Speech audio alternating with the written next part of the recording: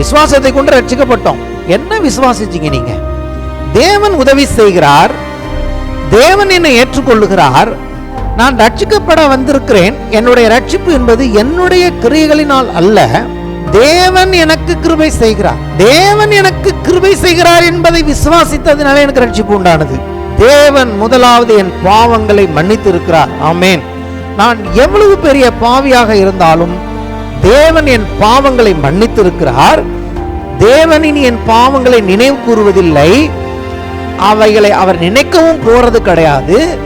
அது மட்டுமல்ல, தேவன் தன்னுடைய நீதி எனக்கு கொடுக்கிறார். தேவனுடைய அன்பு, தேவனுடைய தயவு என் மேல் உண்டாகிறது. தேவனே எனக்கு உதவி செய்யும்படியாக, என்னை ரட்சிக்கும்படியாக அவர் முடிவு செய்து விட்டார். இதைத்தான் வேதம் கிருபை என்று சொல்லுகிறது. இது என்னால் உண்டான ஈவு அல்ல, தேவனுடைய ஈவு. இதை ஒரு தேவனுடைய பிள்ளை முதலாவது விசுவாசிக்கிறான். கிருபையினாலே, விசுவாசத்தை கொண்டு தேவன் கிருபையினால் ரட்சிக்கிறார் என்பதை விசுவாசித்தபடினாலே முதலாவது அதுதான் விசுவாசம். அந்த விசுவாசம் என்னை எல்லாவித தைரியத்தோடும் திட நம்பிக்கையோடும் தேவன் கிட்ட வந்து நான் அவரை அப்பா பிதாவை என்று கூப்பிடத்தக்க இந்த கிருபை தேவன் எனக்கு கொடுத்திருக்கிறார். ஆவிக்குரிய வாழ்க்கை என்பது காணப்படுகிற காரியங்களை காணப்படுகிற காரியங்களாகவே உலகத்தை போல நீங்கள் நானும் சிந்திக்காமல், இதற்கு பின்னே ஒவ்வொரு பிரச்சனைக்கும், எந்த பிரச்சனை வந்தாலும் சரி, எந்த போராட்டம் வந்தாலும் சரி, கர்த்தர் இதன் மூலமாக மகிமை அடைகிறார் அல்லது எனக்கு மகிமையை கொடுக்கிறார் என்ற அந்த கண்ணோட்டத்தை தான் ஆவிக்குரிய வாழ்வு என்று வேதம் சொல்கிறது. தேவனுடைய ஆவியாகிய மகிமையுள்ள ஆவியானவர் அவர்களாலே தூசிக்கப்படுகிறார். அவங்க உங்களை தூசிக்கல, உங்களை தூசிக்கும் பொழுது ஆவியானவரை தூசிக்கப்படுகிறார். ஆனா உங்க மேல இருக்கிறதுனால அவர் என்ன பண்ணுகிறார்?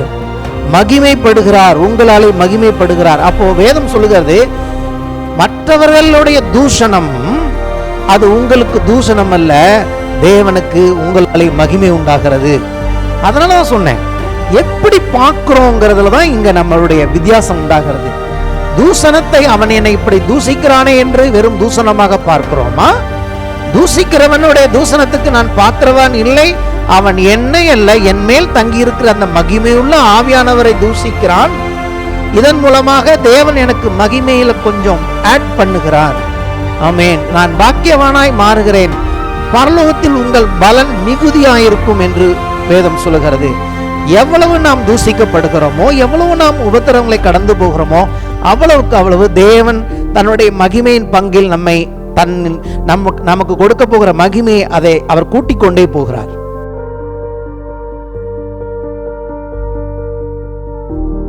கர்த்தருடைய பரிசுத்த நாமத்திற்கு ஸ்தோத்திரம் உண்டாவதாக. ஜெபம் பண்ணுவோம். அன்பின் பிதாவே, கர்த்தராகிய இயேசுவின் நாமத்தில் ஜெபம் பண்ணுகிறோம். இந்த நாளிலும் கேட்க போகிற கர்த்தருடைய வார்த்தைக்காக கர்த்தரை துதிக்கிறோம். கர்த்தாவே, உம்முடைய வார்த்தை ஒன்றும் தரையில் விழாது என்று எழுதியிருக்கிறது. கர்த்தாவே, இந்த காலவேளையிலே உம்முடைய வார்த்தை எங்கள் இருதயத்தில் விழட்டும். நல்ல நிலமாகி எங்கள் இருதயத்தில் விழுகிற இந்த வார்த்தைகள் 1 30, 1 60, 1 100 பலன் கொடுக்கட்டும். நான் நட்டேன், அப்பல்லோ நீர் பாய்ச்சினான், தேவனை விளையச் செய்தார் என்று எழுதியிருக்கிற பிரகாரமாக நடுகிறவனாலும் அல்ல, நீர் பாய்ச்சுகிறவனாலும் அல்ல, விளையச் செய்கிற தேவனால் எல்லாம் ஆகும். கர்த்ததாமே இந்த வசனத்தை எந்தெந்த பிள்ளைகள் கேட்கிறார்களோ அவருடைய வாழ்க்கையில் ஒரு விளைவையும் தேவனுடைய பரிபூர்ணமான சம்பூர்ணமான ஆசீர்வாதங்களையும் கொடுக்கும்படியாய் ஜெபம் பண்ணுகிறேன். பரிசுத்த ஆவியானவர் துணை நின்று பிரசங்கத்தை நிறைவேற்றுவீராக. பவுல் எழுதியிருக்கிறது போல கர்த்தர் துணை நின்று என் பிரசங்கத்தை நிறைவேற்றினார் என்று எழுதியிருக்கிற பிரகாரமாக இந்த காலவேளையிலே கர்த்தராகி தேவன் துணை நின்று இந்த பிரசங்கத்தை நிறைவேற்றுவீராக, இயேசுவின் நாமத்தில். எபேசியர் 3ஆம் அதிகாரம் 12 முதல் 21 வசனங்களை நான் வாசிக்கிறேன். அவரை பற்றும் விசுவாசத்தால் அவருக்குள் நமக்கு தைரியமும் திட நம்பிக்கையோடே தேவனிடத்தில் சேரும் ஸ்லாக்கியமும் உண்டாயிருக்கிறது. ஆகையால் உங்கள் நிமித்தம் நான் அனுபவிக்கிற உபத்திரவங்களினால் நீங்கள் சோர்ந்து போகாதிருக்க வேண்டிக் கொள்கிறேன். அவைகள் உங்களுக்கு மகிமையாயிருக்கிறதே. இதன் நிமித்தம் நான் பரலோகத்திலும் பூலோகத்திலும் உள்ள முழு குடும்பத்துக்கும் நாமக்காரனராகிய நம்முடைய கர்த்தராய் இருக்கிற இயேசு கிறிஸ்துவுடைய பிதாவை நோக்கி முழங்கால் படியிட்டு, நீங்கள் அவருடைய ஆவியினாலே உள்ளான மனுஷனில் வல்லமையாய் பலப்படவும் விசுவாசத்தினாலே கிறிஸ்து உங்கள் இருதயங்களில் வாசமாயிருக்கவும் நீங்கள் அன்பிலே வேரூன்றி நிலை பெற்றவர்களாகி சகல பரிசுத்தவான்களோடு கூட கிறிஸ்துவனுடைய அன்பின் அகலமும் நீளமும் ஆழமும் உயரமும் என்னதென்று உணர்ந்து அறிவுக்கெட்டாத அந்த அன்பை அறிந்து கொள்ள வல்லவர்களாகவும் தேவனுடைய சகல பரிபூர்ணத்தாலும் நிறையப்படவும் அவர் தமது மகிமையுடைய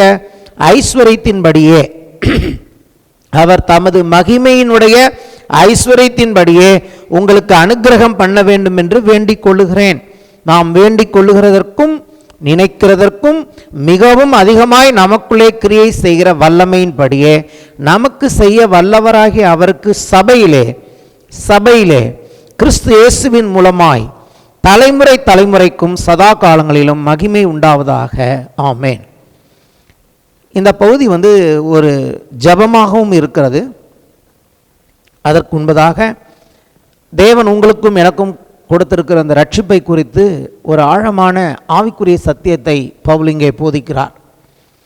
விசுவாசம் என்ற தலைப்பில் நான் கர்த்தருடைய வார்த்தையை ஒரு சில வாரங்களுக்கு போதிக்கப் போகிறேன். விசுவாசத்தை பற்றி நான் நிறைய போதித்து இருக்கிறேன் ஆரம்பத்திலேருந்தே. ஆனால் இந்த வாட்டி விசுவாசம் என்று வரும் பொழுது பிரதானமாக what is the prominent expectation of the faith, தேவன் நமக்கு கொடுத்திருக்கிற விசுவாசத்தில் தேவன் நம்மிடத்தில் பிரதானமாக எதிர்பார்க்கிற காரியம் என்ன? இந்த பிரதானமான காரியத்தை நீங்களும் நானும் நன்றாய் விளங்கிக் கொள்வோம் என்று சொன்னால் மலைகளை பேர்க்கெல்லாம் ஒரு பெரிய விஷயமே கிடையாது. முதல்ல ஃபவுண்டேஷன் ரொம்ப முக்கியம். நம்முடைய விசுவாசத்திற்கான அடிப்படை, அந்த ஃபவுண்டேஷன், அஸ்திபாரம் சரியாக இருந்தால் அதன் மேலே கட்டப்படுகிற எல்லாமே நாம் வாழ்க்கையில் சரியாய் கட்டுவோம். அனைவருக்கு என்னென்னா அஸ்திவாரத்திலே பிரச்சனை. தங்களுடைய அழைப்பு என்ன? தேவன் எதற்காக இந்த விசுவாசத்தை கொடுத்திருக்கிறார்? தேவன் நமக்கு வைத்திருக்கிற எதிர்காலத்தை குறித்த நம்பிக்கை என்ன? விசேஷமாக காணப்படுகிற ரீதியில் இருக்கிறவைகளை விட இந்த புஸ்தகம் ஆவிக்குரிய ஆசீர்வாதங்களை பற்றி அதிகமாய் பவுல் இங்கே பேசுகிறார். அப்போ ஆவிக்குரிய காரியங்கள் இந்த இடத்துல நல்லா சொல்லணும்னு கேட்டிங்கன்னா ஒரு உதாரணம் சொல்லுகிறேன். ஆவிக்குரிய காரியங்கள் அப்படின்னா நீங்கள் என்ன நினச்சிக்கிறீங்க?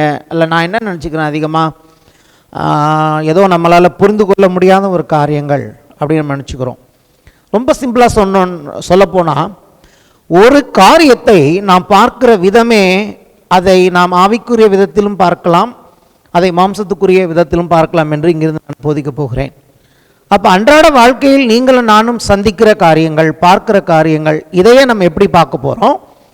இனிமேல் நம்ம நார்மலாக நம்முடைய ஐம்புலன்களால் நமக்கு தெரிந்த அறிவை வைத்து அந்த காரியங்களை பார்க்காமல் கொஞ்சம் நிதானித்து ஆவிக்குரிய கண்ணோட்டத்தோடு கூட இதன் பின்னணியில் தேவன் என்ன சித்தம் வைத்திருக்கிறார், இவைகள் ஏன் இப்படி நடக்கிறது அப்படிங்கிற கண்ணோட்டத்தில் பார்க்கும் பொழுது நம்ம என்ன பண்ணுவோம்? சிந்திக்கிற விதம் மாறுகிறது. அப்படி சிந்திக்கிற விதம் மாறும் பொழுது நாம் செயல்படுகிற விதமும் மாறுகிறது. நாம் ஆவிக்குரிய ஆசீர்வாதங்களை பெற்றுக்கொள்கிற இடத்துக்கு வருகிறோம். ஆமென்.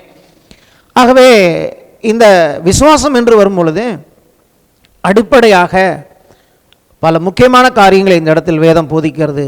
அதில் ஒரு வசனம் நான் உங்களுக்கு ஃபஸ்ட்டே அதை பற்றி காண்பித்து விட்டு நான் தொடர்ந்து பேச விரும்புகிறேன். 17ஆம் வசனத்தில் அங்கு பவுல் எழுதியிருக்கிறார், விசுவாசத்தினாலே கிறிஸ்து உங்கள் இருதயங்களில் வாசமாயிருக்கவும் அப்படின்னு இருக்கு இல்லையா?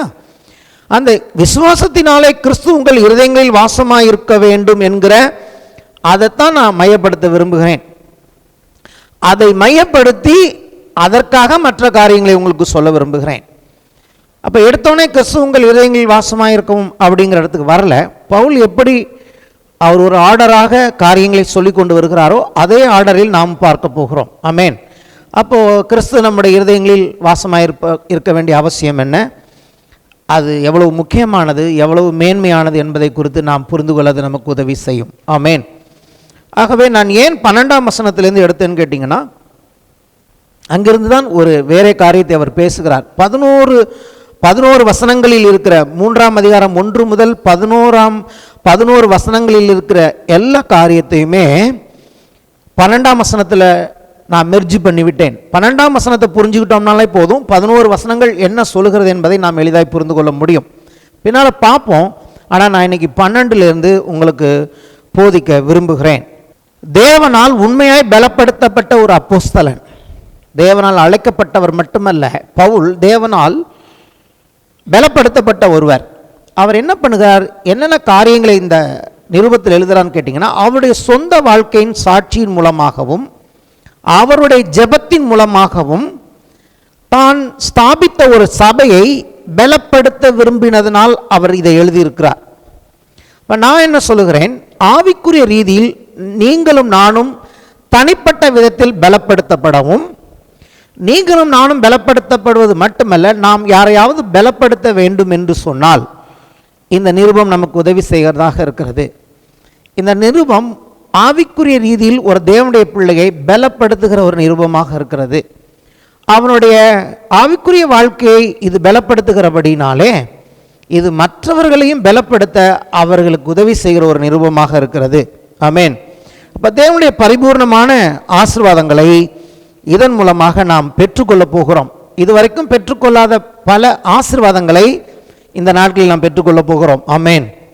அப்போ நமக்கு எல்லாமே, அதாவது காணப்படுகிற ரீதியில் இருக்கிற பூமிக்குரிய ஆசீர்வாதங்களை நாம் பெற்றுக்கொள்வது ரொம்ப எளிதாகிவிடும். ஏன்னா காணப்படாத ரீதியில் இருக்கிற ஆசீர்வாதங்கள் தான் காணப்படுகிற ஆசீர்வாதங்களுக்கு அடிப்படையாக இருக்கிறது. ஆமென். அப்போ அதை சரியாக புரிஞ்சுக்கிட்டோம்னா இதெல்லாம் எந்த லெவலில் வேணாலும் அது நம்ம இஷ்டம், வேணுங்கிற அளவுக்கு பெற்றுக்கொள்ளலாம். இது எனக்கு இந்த அளவுக்கு போதும் அப்படிங்கிற அளவுக்கு நாமே அதை டிசைட் பண்ணலாம், எனக்கு எவ்வளோ வேணும் எவ்வளோ வேணான்னு. அப்போ ஆவிக்குரிய ஆசீர்வாதங்களை நாம் புரிந்து கொள்ள வேண்டும். அப்போ நம்ம என்ன பண்ணணும், இந்த பகுதியை பிரசங்கிக்கும் போது நீங்கள் அதை கேட்கும்போது ஒரு ஆவிக்குரிய புரிந்து கொள்ளுதலை, அதாவது காணப்படுகிற ரீதியில் அல்ல, தேவனுடைய நோக்கம், தேவனுடைய சித்தத்தை ஒரு ஆவிக்குரிய புரிந்து கொள்ளுதலோடு நீங்கள் கேட்க வேண்டும் என்று நான் ஜெபம் பண்ணுகிறேன். அதுக்கு தான் நான் ஏற்கனவே ஜெபம் பண்ணியிருக்கேன். இன்றைக்கி நான் செய்கிற பிரசங்கங்களை மேலோட்டமாக கேட்காமல் நல்ல ஆவிக்குரிய சிந்தையோடு கூட பரிசுத்த ஆவியானுடைய உதவியோடு கூட நீங்கள் ஆழமாக புரிந்து கொள்ள தேவன் உங்களுக்கும் எனக்கும் உதவி செய்வாராக. மட்டுமல்ல, இதை கேட்கிற ஒவ்வொரு தேவனுடைய பிள்ளைகளுக்கும் ஆண்டவர் உதவி செய்யும்படி நான் விரும்புகிறேன். சரியா? இப்போ நான் என்ன பண்ணுகிறேன், ஃபஸ்ட்டு 13ஆம் வசனத்தை பற்றி கொஞ்சம் பேச விரும்புகிறேன். 13ஆம் வசனத்தை நாம் முதல்ல பார்ப்போம், அது என்ன சொல்ல வருகிறார் என்று சொல்லி. ஆகையால் உங்கள் நிமித்தம் நான் அனுபவிக்கிற உபத்திரவங்களினால் நீங்கள் சோர்ந்து போகாதிருக்க வேண்டிக் கொள்கிறேன், அவைகள் உங்களுக்கு மகிமையாக இருக்கிறதே. உபத்திரவங்களை அனுபவிக்கிற ஒருவர் அந்த உபத்திரவங்களை பார்க்கிறவர்களை பார்த்து கொண்டிருக்கிறவர்களை பார்த்து சொல்கிறார், நீங்கள் சோர்ந்து போகாதிருங்கள். இது முற்றிலும் வித்தியாசமான காரியம். இப்போ நான் ஒரு கஷ்டப்படுறேன், என் வாழ்க்கையில் ஒரு கஷ்டம்னா மற்றவங்க தான் வந்து எனக்கு ஆறுதல் சொல்லணும், அப்படி தான் நம்ம எதிர்பார்க்குறோம். அதுதான் உலகத்தின் பார்வை. ஆறுதல் செய்யப்பட வேண்டியவர்கள் ஆறுதல் செய்கிறவர் இப்படின்னு வேறு விதமாக பார்க்குறோம். ஆனால் இங்கே யார் ஒருத்தர் கஷ்டப்படுகிறாரோ, யார் ஒருத்தர் உபத்திரவப்படுகிறாரோ அவர் மற்றவங்களை பார்த்து சொல்கிறாரு, என்னுடைய உபத்திரவத்தை பார்த்து இது உங்கள் நிமித்தமாக தான் நான் அனுபவிக்கிறேன், ஆனால் நான் படுகிற இந்த உபத்திரவத்தை பார்த்து நீங்கள் சோர்ந்து போயிடாதீங்க அப்படிங்கிறாரு. அப்போ இதுவே என்ன பண்ணுகிறது, ஒரு வித்தியாசத்தை காண்பிக்கிறது. அது மட்டுமல்ல, அவர் சொல்லுகிறார், இப்படி நான் இந்த காரியங்களை அனுபவிப்பது வந்து உங்களுக்கு மகிமையாக இருக்கிறதே அப்படிங்கிறாரு. அப்போது இந்த இடத்துல வேதாகமம் நமக்கு வித்தியாசமான ஒரு இன்டர்பிரிட்டேஷன், அதாவது வித்தியாசமான ஒரு விளக்கத்தை கொடுக்கிறது. என்ன விதமான விளக்கத்தை கொடுக்குதுன்னு கேட்டிங்கன்னா, தேவனுடைய பிள்ளைகளுடைய போராட்டம் என்று வரும் பொழுது அதற்கு பின்னே தேவன் ஒரு மகிமையை வைத்திருக்கிறார் என்று இங்கே நாம் பார்க்கிறோம். முதலாவது, ஹல்லேலூயா, போராட்டத்தை குறித்த ஒரு கண்ணோட்டத்தை இங்கு தேவன் மாற்றுகிறார். இங்கே பவுல் அப்படி அந்த அளவுக்கு அவர் ஒரு இடத்துக்கு போயிட்டார். எப்படின்னா, நான் அனுபவிக்கிற போராட்டங்களின் பின்னே பிசாசு இருக்கிறான். எதிராளியானவனால் நான் போராட்டங்களை அனுபவித்தாலும் கூட இந்த போராட்டங்கள் என்னை அழித்து விடுகிற போராட்டங்கள் அல்ல, இது தேவனுடைய பிள்ளைகளுக்கு மகிமையை கொடுக்கிற ஒரு போராட்டமாக இருக்கிறது என்று அவர் முதல்ல நமக்கு ஒரு பாயிண்ட் கொடுக்கிறார். அப்போது காரியம் ஒன்று தான். இப்போ இயேசுவின் வாழ்க்கை எடுக்கும் பொழுது இயேசு அநேக உபத்திரவங்களை அவர் அனுபவித்தார், உபத்திரவங்களின் வழியாக கடந்து போனார். எதற்காக அவர் கடந்து போனார்னு சொன்னீங்க கேட்டிங்கன்னா, அவர் கண்களுக்கு முன்பாக வைக்கப்பட்டிருந்த சந்தோஷம் நீங்களும் நானும் மகிமை அடையும்படியாக தேவனுடைய பிள்ளைகள் மறுபடியும் ஆதாமினால் இழந்த மகிமை பெற்றுக்கொள்வார்கள் என்பதை அவர் அறிந்திருந்தபடினாலே அந்த உபத்திரவங்களுக்கு தம்மை ஒப்பு கொடுத்தார். ஹல்லேலூயா. ஆகவே இன்றைக்கு நாம் தேவனுடைய மகிமை அடைந்திருக்கிறோம். அப்போது வேதம் என்ன சொல்லுகிறது, எந்த விதமான ஒரு உபத்திரவங்களை அனுபவித்தாலும் அந்த உபத்திரவத்துக்கு பின்னே எப்படி இவர் அந்த உபத்திரவங்களை எல்லாம் ரொம்ப ஜஸ்ட் லைக் தட்டாக போனால் போகுதுன்னு சொல்லி இவர் சந்தோஷமாக, அது சாதாரணமாக இல்லை, அதை சந்தோஷத்தோடு அனுபவிக்கிறார்னா அதை நீங்கள் நானும் கொஞ்சம் பார்க்கணும். எப்படி ஒரு மனுஷனால் இது ஆகிறது? அப்போது இது யாரோ ஒரு அப்போஸ்தலனுக்கு தான் இது சாத்தியமா? இல்லை, நான் சொல்கிறேன் ஒவ்வொரு தேவனுடைய பிள்ளைகளுக்கும் சாத்தியம். ஏன்னு கேட்டிங்கன்னா, உங்களுக்கு தெரியுதோ தெரியலையோ, என்னைக்கு நம்ம ஆண்டவராக இயேசு கிறிஸ்துவை இரட்சகராக ஏற்றுக்கொண்டோமோ நமக்கு ஒரு பேக்கேஜை தேவன் அனுமதிக்கிறார். தேவன் கொடுக்கவில்லை, உபத்திரவங்களின் ஊடாக போவதற்கு நமக்கு கொடுக்கப்பட்ட வழியாக இருக்கிறது. வேதம் அதை போதிக்கிறது, இயேசு அதை போதிக்கிறார். உலகத்தில் உங்களுக்கு உபத்திரவம் உண்டு, நீங்கள் திடன் கொள்ளுங்கள், உலகத்தை நான் ஜெயித்தேன் என்று சொல்லுகிறார். அப்போ உலகத்தில் உங்களுக்கு உபத்திரவம் உண்டு, திடன் கொள்ளுங்கள், உலகத்தை ஜெயித்தேன்னா எப்படி அவர்கள் ஜெயித்தார்கள்னா அதை பற்றிய கண்ணோட்டம் அவர்களுக்கு என்னவாக இருந்தது? உபத்திரவம் என்பது ஒரு தேவனுடைய பிள்ளையை அழிப்பதாக அல்ல, அது தேவனுக்கு மகிமை கொடுக்கிற ஒன்றாக இருக்கிறது என்று அவர்கள் கண்டுபிடித்தார்கள். அப்போ நீங்களும் நானும் ஒவ்வொரு உபத்திரவத்தின் வழியாக போகும்போது அதை குறித்த சிந்தை எப்படி இருக்கிறது? அதை இப்போ ஒரு ஒரு ஒரு உதாரணத்துக்கு சொல்கிறேன். எனக்கு ஒரு விரோதமாக ஒரு காரியம் சொல்லப்படும் பொழுது நான் மாம்சத்தின்படி நான் சிந்திக்கும் பொழுது நான் என்ன பண்ணுகிறேன்? மாம்சத்தை வெளிப்படுத்துகிறேன், கோபப்படுகிறேன், எரிச்சல் அடைகிறேன், பழிவாங்க நினைக்கிறேன். இப்படி நினைக்கும் பொழுது அது சிந்தை, மாம்ச சிந்தை. வேதம் சொல்வது மாம்ச சிந்தை மரணம். ஆனால் ஆவியின்படி நான் பார்த்து காணப்படுகிறதை பார்க்காமல், காணப்படுகிறதை அல்ல காணப்படாததை நோக்கி இருக்கிற நமக்கு இது தேவன் அனுமதித்தாலும் இது தேவனுடைய சித்தம் இல்லை. சத்ருவானவன் இதை செய்கிறான் என்று பார்த்து நான் ஆவியின்படி இது தேவனுக்கு மகிமை உண்டாகும்படி தான் இதை தேவன் எனக்கு செய்கிறார் என்று சொல்லும் பொழுது நான் இப்போது எரிச்சல் அடைய போவதில்லை, கோபம் அடைய போவதில்லை. பதிலாக ஜீவனும் சமாதானத்தையும் பெற்று கர்த்தரை ஸ்தோத்தரிக்க ஆரம்பிக்கிறேன். அப்போது இதுதான் ஆவிக்குரிய வாழ்க்கை என்பது. ஆவிக்குரிய வாழ்க்கை என்பது காணப்படுகிற காரியங்களை காணப்படுகிற காரியங்களாகவே உலகத்தை போல நீங்கள் நானும் சிந்திக்காமல், இதற்கு பின்னே ஒவ்வொரு பிரச்சனைக்கும், எந்த பிரச்சனை வந்தாலும் சரி, எந்த போராட்டம் வந்தாலும் சரி, கர்த்தர் இதன் மூலமாக மகிமை அடைகிறார் அல்லது எனக்கு மகிமையை கொடுக்கிறார் என்ற அந்த கண்ணோட்டத்தை தான் ஆவிக்குரிய வாழ்வு என்று வேதம் சொல்கிறது. இதை தான் நம்ம ஃபஸ்ட்டு பார்க்குறோம். இதன் அடிப்படையில் தான், இந்த அடிப்படையில் தான் ஒரு தேவனுடைய பிள்ளையின் வாழ்க்கை கட்டப்பட வேண்டும். அது ஆபிரகாமாக இருந்தாலும் சரி, அது இன்றைக்கு இருக்கிற ஒரு கடைசி விசுவாசியாக இருந்தாலும் சரி, நாம் எல்லாருக்கும் ஒரே விதமான காரியங்களை தேவன் வைத்திருக்கிறார். இந்த தேவனுடைய ராஜ்யத்தில் நாம் இருக்கும் பொழுது இப்படி பாடுகளின் ஊடாகத்தான் நாம் போகிறோம். ஆனால் இந்த பாடுகள் ஒவ்வொன்றிலும் தேவனுடைய மகிமையின் திட்டத்தை வைத்திருக்கிறார் என்று வேதம் போதிக்கிறது. ஹல்லேலூயா! என்னுடைய எத்தனை பேர் ஒத்துக்கொள்ளுகிறீர்கள்? நாம் தொடர்ந்து அதுக்கான வசனங்களை நான் காண்பிக்க விரும்புகிறேன். 1 பேதுரு 4ஆம் அதிகாரம் 14 முதல் 16. இந்த முறை நான் ரொம்ப வேகமாக போக விரும்பவில்லை, நிதானமாக போக விரும்புகிறேன். நீங்கள் கிறிஸ்துவின் நாமத்தின் நிமித்தம் நிந்திக்கப்பட்டால், அது கண்டிஷன். நம்ம செய்கிற தவறான காரியங்களால் நிந்திக்கப்பட்டால் அது தேவனுக்கு மகிமை கிடையாது. உண்மையாக நீங்கள் கிறிஸ்துவின் நாமத்தின் நிமித்தம் நிந்திக்கப்பட்டால் பாக்கியவான்கள், ஆசீர்வதிக்கப்பட்டவர்கள். ஏனென்றால் தேவனுடைய ஆவியாகிய மகிமையுள்ள ஆவியானவர் உங்கள் மேல் தங்கியிருக்கிறார். அவர்களாலே தூஷிக்கப்படுகிறார், உங்களாலே மகிமைப்படுகிறார். ஆதலால் உங்களில் ஒருவனும் கொலைபாதகனாயாவது, திருடனாயாவது, பொல்லாங்கு செய்தவனாயாவது, அந்நிய காரியங்களில் தலையிட்டு கொண்டவனாயாவது பாடுபடுகிறவனாக இருக்கக்கூடாது. அது ரொம்ப முக்கியம். ஒரு தேவனுடைய பிள்ளையாக இருந்துக்கிட்டு கொலை பண்ணுறதுனாலையோ, திருடனாக இருக்கிறதுனாலையோ, மற்றவர்களுக்கு தீங்கு செய்கிறதுனாலையோ, அதனால் பாடுபட்டு அதனால் பிரச்சனை வந்ததுன்னா அதை உனக்கு நான் பாடுபடுறேன்னு சொல்லக்கூடாதுன்னு நல்லா சொல்கிறார். ஏன்னா ஒரு சிலருக்கு அப்படி தான், அவங்க செய்கிற அக்கிரமங்களே என்ன பண்ணிக்கிறாங்க, நான் கர்த்தருக்கு பாடுபடுறேன், ஒழுங்காக எக்ஸாமில் படிக்காமல் ஃபெயில் ஆகிட்டு இது கர்த்தர் எனக்கு உபத்திரவத்தை அனுபவிச்சிருக்கிறாரு அப்படின்னு சொல்கிறதெல்லாம் அது உபத்திரவமே கிடையாது. புரியுதா? அதெல்லாம் அந்த லிஸ்ட்டில் வராதுங்கிறாரு.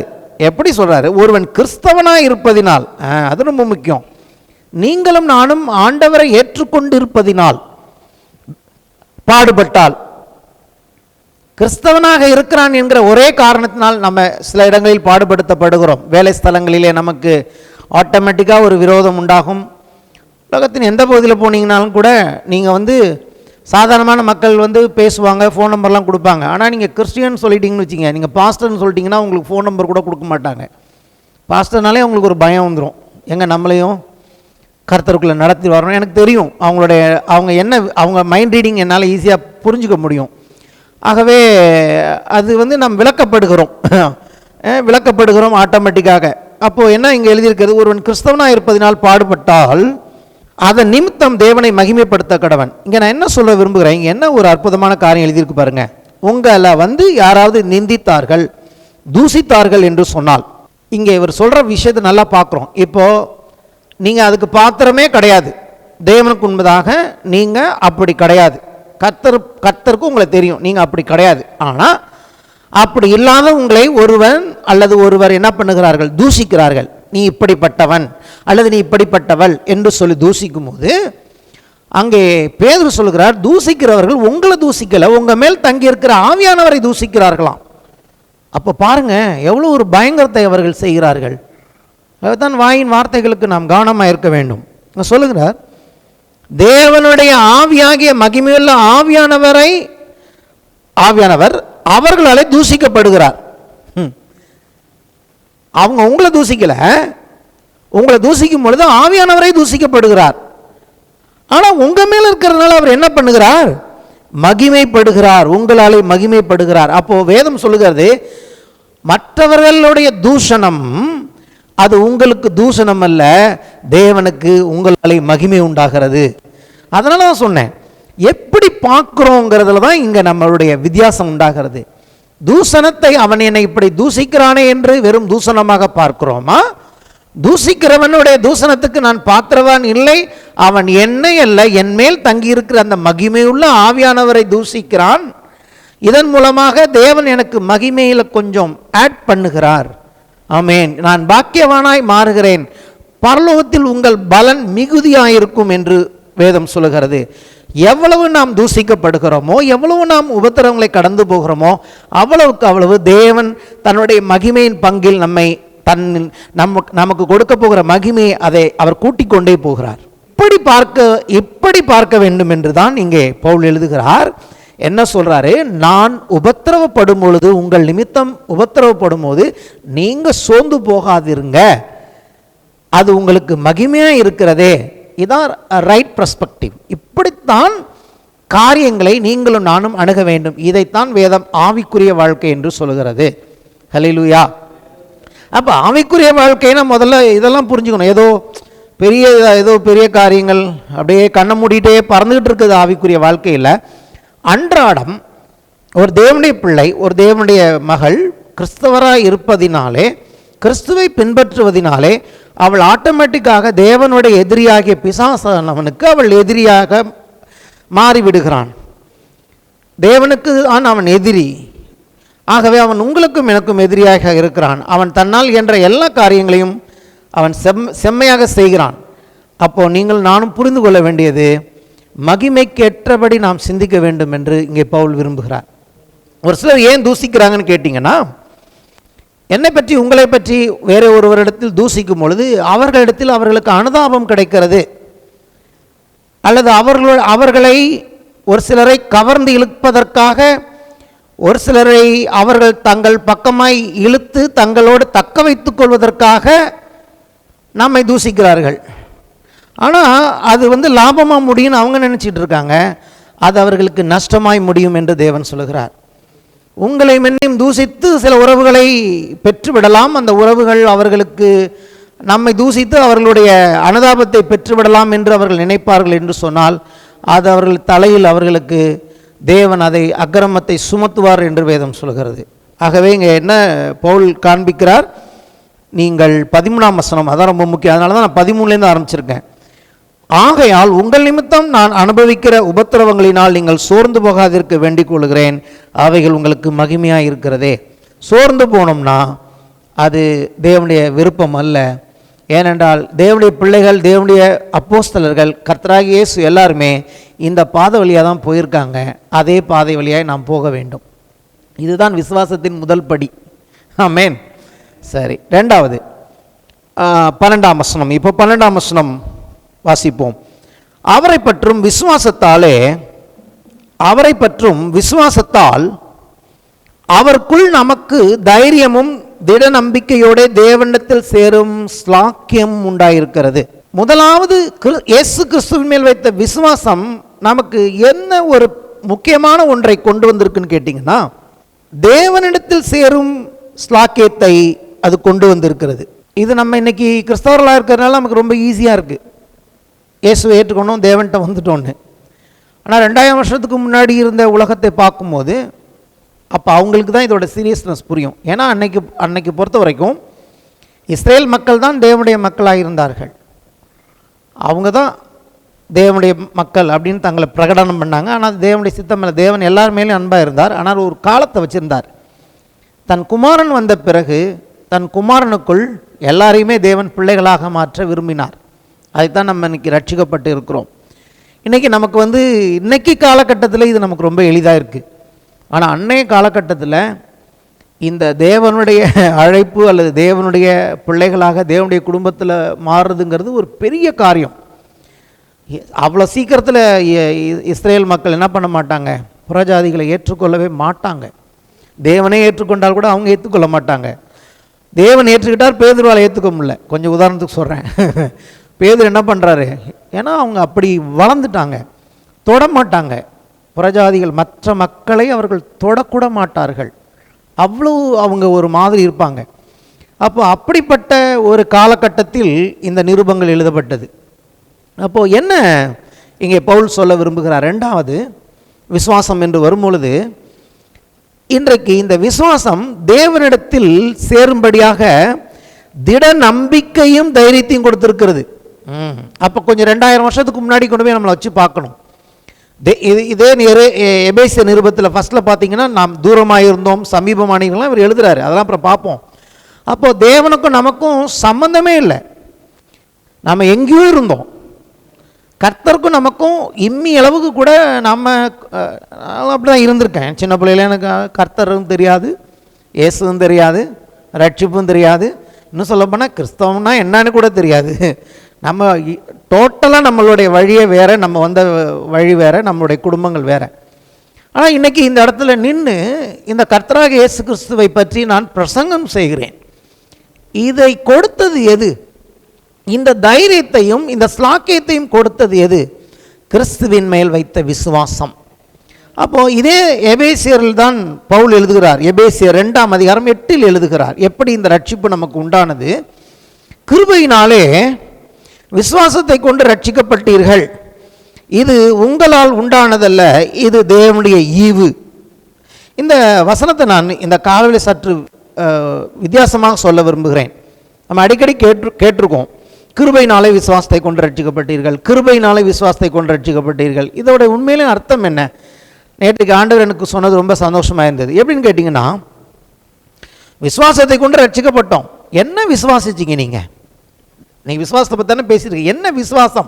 எந்த விசுவாசம் ரட்சிப்பை கொண்டு வந்ததுன்னு கேட்டிங்கன்னா, நமக்கு தேவன் உதவி செய்கிறார், தேவன் என்னை ஏற்றுக்கொள்ளுகிறார், நான் ரட்சிக்கப்பட வந்திருக்கிறேன். என்னுடைய ரட்சிப்பு என்பது என்னுடைய கிரியைகளினால் அல்ல, தேவன் எனக்கு கிருபை செய்கிறார். தேவன் எனக்கு கிருபை செய்கிறார் என்பதை விசுவாசித்ததுனால எனக்கு ரட்சிப்பு உண்டானது. ஹல்லேலூயா. நான் என்னமே செய்ய வேணாம், நான் ஒன்றுமே செய்ய வேணாம், தேவனுடைய குமாரனை விசுவாசித்தால் போதும். அது என்ன விசுவாசம்?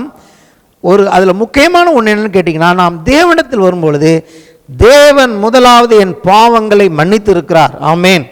நான் எவ்வளவு பெரிய பாவியாக இருந்தாலும் தேவன் என் பாவங்களை மன்னித்து இருக்கிறார். தேவன் இனி என் பாவங்களை நினைவு கூறுவதில்லை, அவைகளை அவர் நினைக்கவும் போறது கிடையாது. அது மட்டுமல்ல, தேவன் தன்னுடைய நீதி எனக்கு கொடுக்கிறார், தேவனுடைய அன்பு, தேவனுடைய தயவு என் மேல் உண்டாகிறது.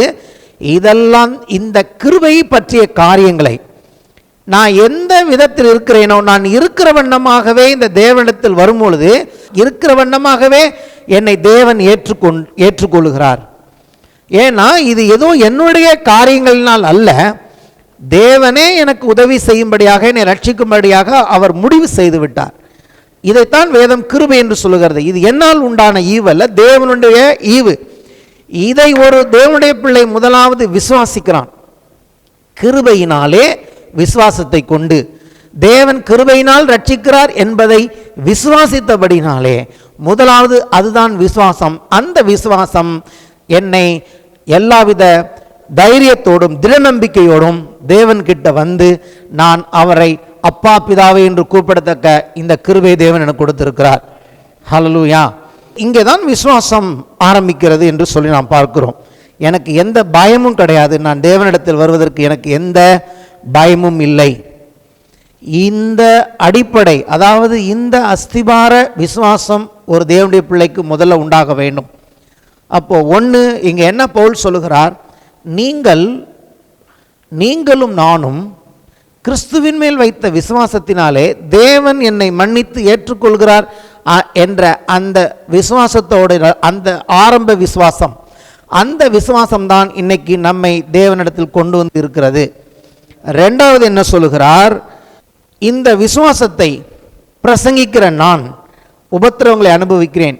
ஏன் உபத்திரவம் என்று சொன்னால், விசுவாசத்தை அங்கே பிரசங்கித்ததுனால அல்ல, கிருபையினால் தான் ரட்சிப்பு உண்டாகிறது என்று என்றைக்கு அவர் பிரசங்கிக்க ஆரம்பித்தாரோ அன்றிலிருந்து அவர் உபத்திரவங்களை அனுபவிக்க ஆரம்பித்தார். ஆமென். எதனால் அவருக்கு இவ்வளோ பாடுனா, அதாவது மனுஷன் நியாயப்பிரமாணத்தினால் ரட்சிப்பு உண்டாகுதுன்னு சொன்னால் அன்றைக்கி பவுலுக்கு கஷ்டமே இருந்திருக்காது. யூதர்களுக்கும் அது பிரச்சனை கிடையாது. அவர் என்ன பண்ணுறாரு, நீ யூதர்களாக இருந்தாலும் சரி, நீ புறஜாதியாக இருந்தாலும் சரி, நியாயப்பிரமாணம் உன்னை ரட்சிக்காது, இதுவரைக்கும் நீ செய்து வந்த பாரம்பரியங்கள் உன்னை ரட்சிக்க முடியாது, தேவகுமாரனாக இயேசு கிறிஸ்துவின் மேலே வைக்கிற விசுவாசம் தான் ரட்சிக்கும், புறஜாதிகளுக்கும் ரட்சிப்பு உண்டு, எல்லாரையும் தேவன் ஒரே தன்னுடைய குமாரனுக்குள் ஒரே சரீரமாக இணைக்கிறார் அப்படின்னா அதை அவங்களால டைஜஸ்ட் பண்ணிக்கவே முடியலை. அதனால் அவருக்கு அவ்வளோ உபத்திரவங்கள். ஹல்லேலூயா. அப்போ எங்கே ஆரம்பிக்கிறாரு, அவரை பற்றும் விசுவாசத்தால் நமக்கு தேவனிடத்தில் சேரும் ஸ்லாக்கியம் உண்டாயிருக்கிறது. ஆகையால் உங்கள் நிமித்தம் நான் அனுபவிக்கிற உபத்திரவங்களினால் நீங்கள் சோர்ந்து போகாதிருக்க வேண்டிக் கொள்கிறேன், ஆவைகள் உங்களுக்கு மகிமையாக இருக்கிறதே என்று சொல்லி அவர் சொல்லுகிறார். ஆமென். எத்தனை பேருக்கு புரிகிறது? எதனால் நமக்கும் கூட உபத்திரவம் வருதுன்னு கேட்டிங்கன்னா, தேவனை எப்போ நம்ம சரியாய் புரிந்து கொள்ள ஆரம்பிக்கிறோமோ, இதை நீங்கள் புரிஞ்சுக்கணும்னு விரும்புகிறேன். நம்ம கிருபையினால விசுவாசத்தை கொண்டு ரட்சிக்கப்பட்டுட்டோம். உபத்திரவங்கள் வரும் பொழுது அதற்கு பின்னே மகிமை இருக்குங்கிறது அவர் சொல்கிறாரு, அதை பார்த்துட்டோம். இன்னொன்று என்ன சொல்ல விரும்புகிறேன்னு கேட்டிங்கன்னா, யார் தேவனை பற்றி சரியான புரிந்து கொள்ளுதலுக்குள்ளே வந்து கர்த்தரோட அந்த சரியான ஐக்கியத்தில் இணைகிறார்களோ, ஆட்டோமேட்டிக்காக அது அவர்களை உபத்திரவம் என்ற இடத்திற்கு கொண்டு வருகிறது. அப்போ நான் கர்த்தர்கிட்ட ஐக்கியமாக இல்லாமலே இருந்துடலாம் அப்படின்னு நீங்கள் நினைக்கக்கூடாது. ஏன்னா அந்த உபத்திரவத்தில் இருக்கிற சந்தோஷத்தை நான் சொல்ல போகிறேன். உபத்திரவத்தை உபத்திரமாக பார்க்குற வரைக்கும் தான் அதுக்கு அதை பார்த்து பயப்படுவோம். ஆனால் அந்த உபத்திரவத்தின் மூலமாக இயேசுவுடைய அந்த அன்பை ருசிக்க ஆரம்பித்து விட்டோம் என்று சொன்னால் அதுவே நமக்கு மகிமையாக மாறி போகிறதாக இருக்கிறது. ஆமென். இது ப்ராக்டிக்கலாக அது இன்னும் கொஞ்சம் நேரத்தில் நான் சொல்கிறேன் எப்படின்னு.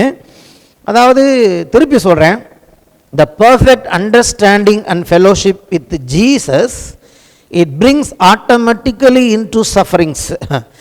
இயேசுவோடு இருக்கிற, தேவனோடு இருக்கிற சரியான புரிந்து கொள்ளுதலும் உறவிலும் நீங்கள் வந்துட்டீங்கனாலே அதுக்கு என்ன அடையாளம், நீங்கள் நல்ல கர்த்தரோடு இருக்கிறீங்க அடையாளம் என்னன்னு கேட்டிங்கன்னா, ஆட்டோமேட்டிக்காக உங்களுக்கு உபத்திரவம் அங்கே சேர ஆரம்பிக்கிறது. இதை நான் சொல்லலை, பவுல் சொல்லுகிறார்.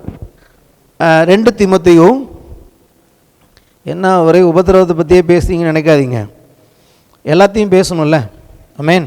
அப்போ தான் நம்ம ஸ்ட்ராங்காக இருப்போம். கர்த்தர் ஆசீர்வதிக்கிறார், விசுவாசத்தால் மலையை பேர்த்திடலாம், அதை மட்டுமே எவ்வளோ வருஷம் சொல்லிகிட்டு இருக்கிறது, எல்லாத்தையுமே சொல்லணும். ஒரு நாணயத்துக்கு 2 பக்கம் இருக்கிறது போல் ஆசீர்வாதங்கள், விசுவாசம் எல்லாம் நல்லது. அதோடைய அடிப்படையின் சத்தியத்தை சரியாக புரிஞ்சுக்கிட்டோம்னா நம்ம தொடர்ந்து தேவனுக்கென்று ஓடுவதில் வெறும் நன்மையை மட்டும் பார்த்துட்டு இருக்கப்ப நம்ம நல்லா இருப்போம். நம்ம வாழ்க்கையில் சில காரியங்கள் தலைகளாக போகும்போது அப்போ நிதானிக்க தவறி விடுவோம். ஹல்லேலூயா. அதுக்காக தான் சொல்கிறேன், எல்லாமே நம்ம பர்ஃபெக்டாக அறிஞ்சிருந்தோம்னா நம்ம நல்லா இருக்கப்பையும் கர்த்தரை துதிப்போம். பாடினது போல் நம்ம காரியங்கள் எல்லாய் போகும்போது கூட நம்ம என்ன பண்ணுவோம், நிற்கும் பூமி நிலை குலைந்து போனாலும் நான் இயேசுவை நம்புவேன் பாடணும்ல, அதை பாடிட்டு மட்டும் போயிடக்கூடாது. நம்ம நிற்கிற பூமியே அசைஞ்சாலும் இயேசுவை நம்பக்கூடிய அந்த உறுதியான அஸ்திவாரத்திற்கென்று இந்த காலவில் நான் பேசி கொண்டிருக்கிறேன். சரி, 2 தீமோத்தேயு 3ஆம் அதிகாரம் 10 முதல் 12. ஆக்சுவலாக அந்த 3ஆம் அதிகாரம் ஃபுல்லாக வாசிக்கணும், நீங்கள் வீட்டில் வாசிங்க. நான் வந்து முக்கியமான காரியத்தை மட்டும் நான் சொல்லுகிறேன்.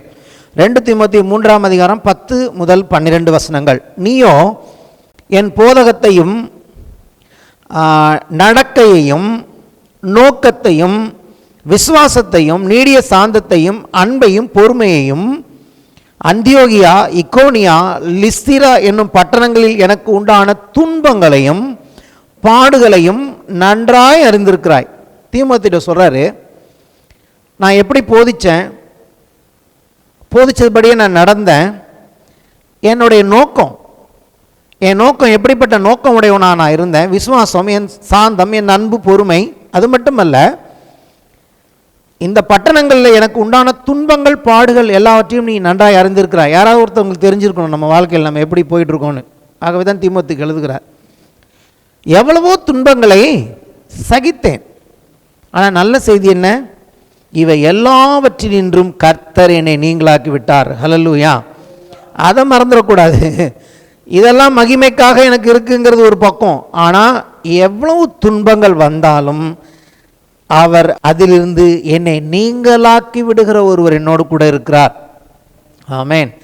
அது என்னத்தை காண்பிக்குன்னு கேட்டிங்கன்னா, அடுத்த வசனத்தையும் சொல்லிடுறேன். அன்றியும் கிறிஸ்து இயேசுவுக்குள் தேவபக்தியாய் நடக்க மனதாய் இருக்கிற யாவரும் துன்பப்படுவார்கள். யாவரும்னா என்ன அர்த்தம்? எல்லாரும். அவங்க அதுக்கு தப்ப முடியாது அப்படி என்று இங்கே பவுல் எழுதுகிறார்.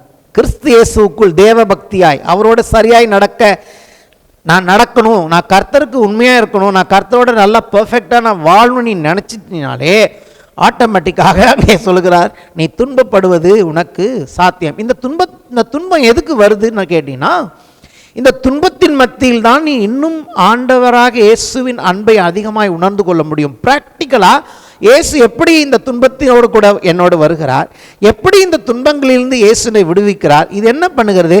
எனக்கும் அவருக்கும் இருக்கிற இந்த பர்சனலான காதலான உறவை இன்னும், எங்களுடைய ஐக்கியத்தை இன்னும் அது அது அது என்ன பண்ணுகிறது? வல்லமையாக மாற்றுகிறது.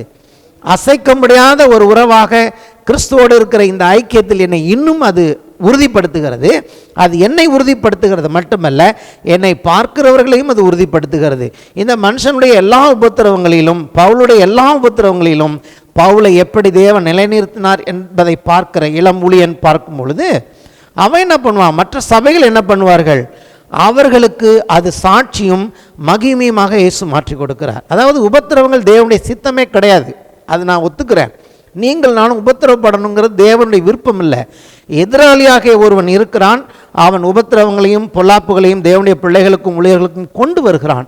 ஆனால் அப்படிப்பட்ட உபத்திரவங்களையும் துன்பங்களையும் அவன் கொண்டு வருவது வேணா அது தப்ப முடியாதாக இருக்கலாம். ஆனால் அதை விட நல்ல செய்தி என்னன்னு கேட்டிங்கன்னா, ஆனால் சில துன்பங்களை வந்து கர்த்தர் என்னை மீட்டார், சில துன்பங்களை வந்து என்னை கண்டுக்காமல் விட்டுட்டார் அப்படி சொல்லவே இல்லை. பாருங்கள், அதான் சொல்லுகிறேன், நீங்கள் வந்து உண்மையிலே நீங்கள் நானும் மாய்மாலமற்றவர்களாக, அதாவது நம்முடைய தேவ சித்தத்துக்கு புறமான காரியங்களில் போய் சிக்கிக்கொள்ளுகிறவைகளை பற்றி இல்லை.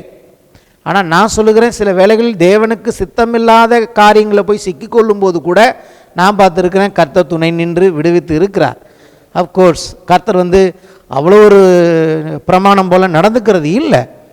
கிருபை வந்து அந்த இடங்களிலும் நம்மை விடுவிக்கிறது. ஆனால் அது தேவனுக்கு மகிமை கிடையாது. இரக்கத்தின் நிமித்தம் அவர் நம்மை விடுவிக்கிறார். ஆனால் இது எப்படின்னு கேட்டிங்கன்னா, கிறிஸ்து இயேசுக்குள்ளாக இருப்பதன் நிமித்தமாக உண்டாகிற துன்பங்கள் என்று வரும் பொழுது எல்லா துன்பங்களிலிருந்தும் தேவன் கர்த்தராக இயேசு நம்மை விடுவித்து காக்க அவர் வல்லவராயிருக்கிறார் என்று எழுதியிருக்கிறது. ஆமென். அப்போ பவுலுக்கு வந்த மாதிரி தான் நமக்கும் உபத்திரம் வரும் அப்படின்னு சொல்ல முடியாது. நான் சொல்லுகிறேன், இந்த வசனத்தின்படி தேவனுடைய பிள்ளைகளாக கிறிஸ்துவோட உண்மையாக நடக்கும் நீங்கள் நினச்சிட்டிங்கன்னா ஏற்கனவே ஏதோ ஒரு விதத்தில் நீங்கள் உபத்திரவம் என்கிற அந்த வலைக்குள் இருந்து கொண்டு இருக்கிறீர்கள். ஆமென். ஆனால் நல்ல செய்தி என்ன? அதில் எல்லாவற்றிலிருந்து இயேசு உங்களையும் என்னையும் விடுவிக்கிறவராக இருக்கிறார். ஒன்றில் கூட இதில் என் பிள்ளை போகட்டும்னு விட்டுற மாட்டார். அப்படி நடக்கும்போது நமக்கு இருக்க வேண்டிய ஒரு பிரதானமான வெளிப்பாடு என்னன்னு கேட்டிங்கன்னா, தேவன் மகிமைப்படுகிறார், இயேசு மகிமைப்படுகிறார். என்மேல் தங்கியிருக்கிற ஆவியானவர் ஏதோ ஒரு விதத்தில் மகிமை அடைந்து கொண்டு இருக்கிறார். அவர் எல்லாவற்றையும் கவனித்து கொண்டிருக்கிறார். தூஷணம் எனக்கு விரோதமாக வருவது இல்லை, தூஷணம் வருகிறது அது என்மேல் இருக்கிற ஆவியானவருக்கு விரோதமாக இருக்கிறது. ஒரு இடத்துல இயேசு சொல்லுகிறார், எந்த தூஷணமும் மன்னிக்கப்படும், ஆவியானவருக்கு விரோதமான தூஷணங்கள் மன்னிக்கப்படுவதில்லைன்னு ஆவியானவரை குறித்து ஸ்பெசிஃபிக்காக சொல்லியிருக்கு. அதே வேதம் சொல்லுகிறது, உங்களையும் என்னையும் தூசிக்கும் பொழுது அது ஆவியானவருக்கு விரோதமாக போகிறது என்று சொல்லி. ஆகவே நீங்களும் நானும் எதையாவது தூசிக்க நினைப்பதற்கு முன்பதாக பரிசுத்த ஆவியானவர் என்னுடைய உதடுகளுக்கு காவல் வைப்பாராக. அது என்னமா போய் முடியும்னு நமக்கு தெரியாது. இப்போ இந்த காரியங்களின் அடிப்படையில் தான் என்ன பண்ணுகிறார் பவுல், தொடர்ந்து என்ன பண்ண போகிறார். இங்கே இந்த எபேசியர் 3ஆம் அதிகாரத்தை எடுத்துக்கொள்ளுங்கள். இதை மட்டும் பார்த்து நம்ம முடிப்போம். ஏன்னா இந்த 2 வசனங்களை தான் இவ்வளோ நேரம் நான் பேசியிருக்கேன். நான் தெளிவாக பேசியிருக்கேன்னு விசுவாசிக்கிறேன். ஆமென். அப்போ இந்த 2 வசனங்களுக்கு புரியும் என்ன.